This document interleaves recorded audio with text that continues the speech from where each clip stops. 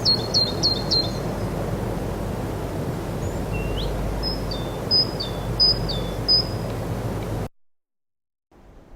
welcome to Bluejay Chat. I'm your host, Nathan Meyer. Alongside me, as always, Dr. John Sample. This month, John, we brought another John, didn't we? We sure did. We sure did. Because it's homecoming week, I brought Activities Director John Miller, and so he gets to join us this morning and talk about some of the festivities that are taking place this week, as well as our fall sports. And we're already underway with those things. John, thanks for joining us. Thanks for having me in this morning. So, Dr. John, we'll call you today. Okay. Just to keep everything kind of separated off. What we had the board meeting last week. It was pushed a week behind Right. our normal schedule, but I think it fell right into a good spot with homecoming. That way the board kind of knew what was going on already and what's upcoming. So what did the board have to say? The board meeting last night went about an hour, but because of that short time that they met, that doesn't mean a lot of things have been taking place, because a lot of work gets done now at the committee level. And so last night, as always, we start with recognitions. The board recognized Cindy and Jeff Artis for all of their good work out of Maple Grove, and they provided a wonderful sign that was created by Riverwood Originals. And so it just looks really nice. That sign is kind of displayed where the Maple Grove School Forest is and that property. Michael Lind was also recognized as part of our strong tech team for the internet services and the attention to details that he provides during any outages, because as you know, we all are very reliant on our technology here for student learning and also for some of the things that we need to get done. Lynn Kurth secured a $10,000 grant from the Wise Learn OER Innovative Grant that talks about some of the things, and it will address some of the Historical Society and the Wisconsin Sea Grant that she's been working with over the years. So $10,000, a lot of people think that a grant is free money, but she put a lot of work into that, as our people do with all of our grants that we receive. And for all the grants that we receive, we're probably denied 90% of them. So there's a lot of great work going on behind the scenes there. New teacher Adam Smith was recognized. He received a Walmart Community Grants from the team facility number 1366, and that was $300 to provide clothing to his students that are in the worksite programs. And so I know the students really appreciate that. Cameron Stadler earned his Eagle Scout rank. Cameron partnered with Pine River School for Young Learners to create a concrete tricycle path on their playground. As you know, it's a beautiful playground. It's got a lot of green space, but the students didn't have any place that was organized to ride their tricycles, so now they've got a path that they can ride on. And then Rhonda Bengtson, she is a special education teacher at the middle school, and she was recognized for her work that she did with Wisconsin DPI. She was that team of teachers that they brought together to look through the forward exam that our students take each and every year, and to really up the level of that forward exam. And so one of the things that she took on as a teacher to students with disabilities is to make things more phonetically correct with that exam. A lot of our students, and many of our students, whether they have disabilities or not, have test anxiety. And if you start a test question with a word that they cannot pronounce, that usually throws them for a loop. And so she said, I understand that we need to be culturally diverse, and we want problems or test questions that talk about names such as Jose or what have you. But if we can make those names phonetically correct, because a lot of our students are not experiencing those names every day, and they do speak phonetically and they do read phonetically, and so she helped to streamline that process. And then finally, the week of October 7th through the 13th is School Board Appreciation Week. And we appreciate our school board and everything that they do to support each and every one of our buildings in the district. So we'll be giving shout outs during that week for Wisconsin School Board Appreciation Week. And then we heard from our student reps, Abe Akey and Bella Troyer. They gave a rundown on the progress of how our fall sports are going, all of our fall activities, and of course this week being homecoming, this is probably the biggest week of the fall. This is the biggest week really of the first part of the school year here. Mm-hmm. And John, you have a lot to do with that, all the sports that are going on. I mean, every sport pretty much plays a home game during this time just to lead up all the way to that big game on Saturday. So give us a recap on what's going on in between like Monday and Wednesday so far. Sure. And you mentioned, I appreciate the shout out for the amount of work, but many hands make light work, and there's a lot of people behind the scenes that make a week like this successful as it has been and will be as the week goes on, leading up to the football game on Saturday.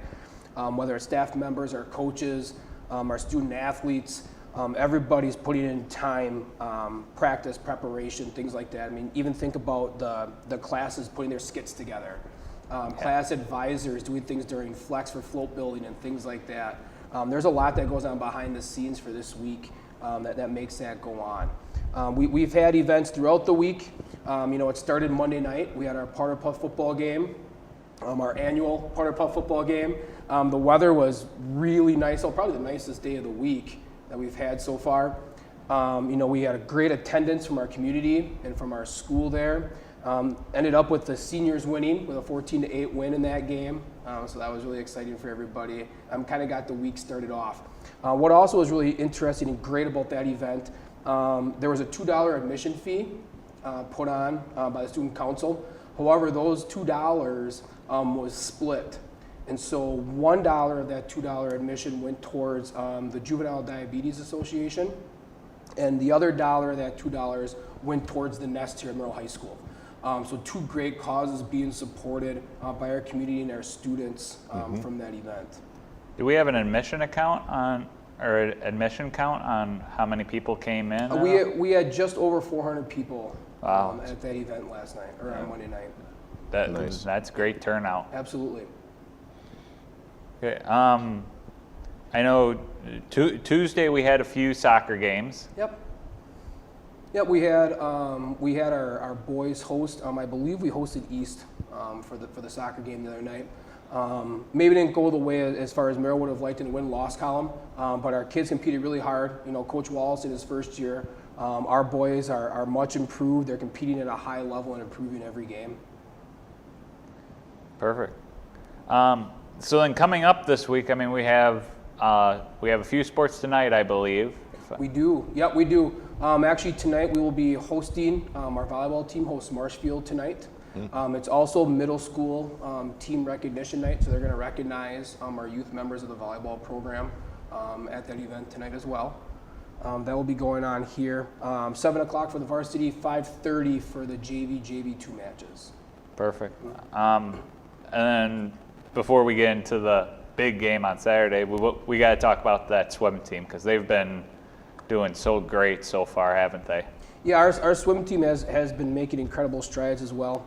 Coach Winter and that group, they're continually having swimmers set new PRs, set new school records, break records they previously set a meet before. It's really exciting time for our swim program, as it is for all of our sports and our fall programs. But it has been a fun group to watch. Yeah.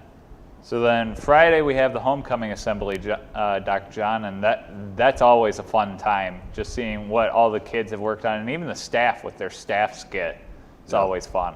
Yeah, the skits, and I do believe that goes towards the point total too, to see which class is going to win. And so students and staff work very hard on their skits, and it's usually with some pretty hilarious outcomes. Normally, and they have a few other competitions, including, I believe, the tricycle race.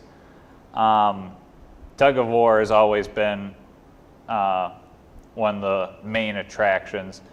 Is there anything else we can look forward to, John? I believe we're going to have a lot of those traditional competitions that we have. I know a lot of our staff, but also our students look forward to competing in those.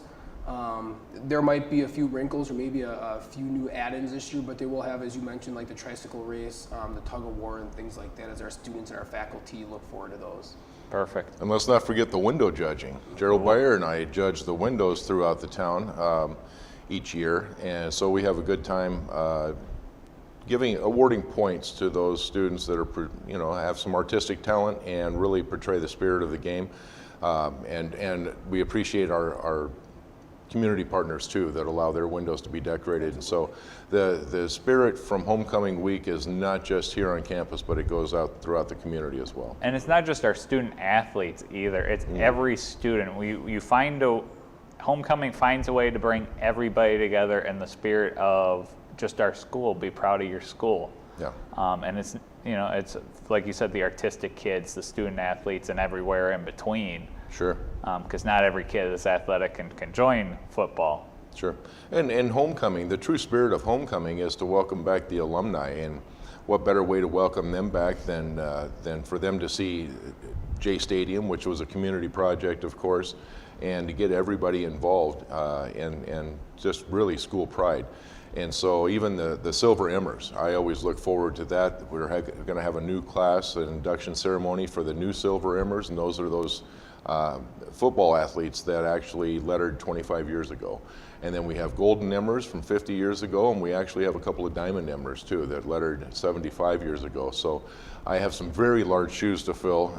John Miller was the guest speaker last year, the keynote speaker for their meeting on Saturday night following the football game, and so tonight I get to address that group too, and I certainly don't want to detract any attention to myself because I like listening to their stories just as much as they like to come and share those stories too. Right, and it's such a unique group too. I believe, John, you were talking about this earlier, that it's the only alumni group of its kind in the country, really. It is extremely unique, especially at the high school level. You can find some groups like that are similar, and maybe like the collegiate level, as far as a letter group or a sports-specific group that gets together and meets on a regular basis like that. But from a high school standpoint, it is a very unique thing and very hard to find throughout the country, another group like our Silver M here in Merrill. So it's very special here. And they're all about supporting the boys that are playing now. That's not just hey, we did this. They're supporting the next generation coming up. Right. They come in, the Silver M group, for example, they pull our schedules off before the season starts, and they come in and they do our chain gang for our football teams, for all of our levels, from varsity down to 8th grade. They come in and they give their time to do that, to give back and pay forward to the programs that they were once a part of. So, absolutely. Great tradition. And then obviously that big game is on Saturday. It is on Saturday, and I understand that you and I are going to team up again this year. Yep, we're broadcasted live on our Merrill Area Public Schools YouTube page. Dr. John Sample, Coach John Sample. Former coach. Yeah, former coach. Still, once a coach, always a coach, though, right? And former athlete, so that's way in the past. That's way, yeah. You've dated yourself on this show a number of times already. I'm 10 years away from being a Golden Emmer if I had attended Merrill High School, yes. You wish you would have attended Merrill High School. I do. But Coach John Sample and myself will be calling the game. Rhinelander versus Merrill, the Hodags and the Bluejays. Yep, we're going to call all 4 quarters in that. I may leave you at halftime to go down and help out in the concession stands because I know that Ellie Wilk and her program may need some help. We're going to have a lot of people at that homecoming game, and we're actually going to be broadcasting from the booth this year instead of from the stands. And I think it's going to be much cooler than it was last year. I believe we're going to definitely be needing heaters this year instead of fans in order to keep at the right temperatures. Absolutely. But the game's looking like it's going to be extremely good. The festivities before that, because we have the parade on Saturday, I believe that starts at 10 o'clock. Yeah, so the parade is going to be starting down at Normal Park at 11:30. Okay, 11:30. It'll take its regular route down 6th Street to Memorial, and it'll end and conclude over here in the back into the high school. I believe it's changed, though, if I'm not mistaken, because they're doing all that construction down 6th Street to Memorial. And it may have been rerouted. I think the initial goal was to attempt to have that completed for that, and if it's not at that time, it'll be rerouted, and everybody will be aware of that. Okay. We do have the, just a couple notes, we do have the bonfire, which will be tomorrow night, which will be Friday night. Yep. It's tentatively set to be done in the evening time, usually about 7 p.m. A little bit more overcast, maybe starts a little bit sooner than that. That'll take place again in the backside of the high school, out by the baseball diamond out there again this year for the bonfire as well, to kind of kick off and get ready for the day. You talked about the parade. There will not be a drive fundraiser this year. I know it's been a staple for the community and for that Saturday morning for a handful of years here. It's an opportunity that we hope to be able to take part in the near future, but that opportunity is not available for us this year. So, Okay, well, that's something that people should definitely be aware of then. And then kickoff time would be about 1:25, correct? 1:30 will be our kickoff time. 1:30. Good. Yes, sir. Good. And It's going to be a great game. it's going to Blue be. Jays will be victorious, but it's going to be a great game. The Hodags are going to give You us a heard run. it here first from the Absolutely, that's my from prediction. the expert. Yes. We're looking at a great game here on Saturday, though, John. I mean, I'm looking forward to it as much as I know you are. Yeah. Fun. It was a fun time last year calling it. It was fun, and I do hope it goes the way that last year's game did. You know, the Hodags are coming in. They're looking at our win-loss record right now, and so I know that they're pumped for this game. So both teams are going to bring their very best. Yeah, hasn't exactly been a good year for Merrill, but maybe we'll cover more of that on Saturday during our pregame stuff, huh? Absolutely, and Quinn Steckbauer, as well as everybody else, I know they're going to do their very best, and the coaches have been working very hard, and the players have been working very hard to try to eradicate things, and I'm looking for a win. Yeah, as the whole Merrill community is. So, Yeah. You got anything else to add, John, or? No, just please, if you haven't had the opportunity to come out yet, down to check out Jay Stadium, or to see our kids or our coaches, compete. Please, try to make it a goal to come out this Saturday, whether it's to the parade. I know we have a lot of our activities, our clubs, our groups throughout the community, not just our athletic programs involved in that parade, but also come down to Jay Stadium. Come check it out, as Dr. Sample mentioned earlier. That's a community effort to get a facility like that put in place. Please come out and check it out, but also come watch our student athletes compete. We have some very gifted and talented athletes. Our coaches work hard. It's going to be a great place to socialize, and athletics gives our community a common cause, right? Something to stand behind, and everybody gets the support behind. And so it's a great thing to bring everybody together, and what a better time to do than on Saturday afternoon. Yep. Exactly. Instead of watching the Badger game, you should watch the Blue Jay game, right? That's right. That's right. All right. Well, I think that will wrap it up for us. For Dr. John Sample and for John Miller, I'm Nathan Meyer. Thanks for watching Bluejay Chat. Hope to see you Saturday.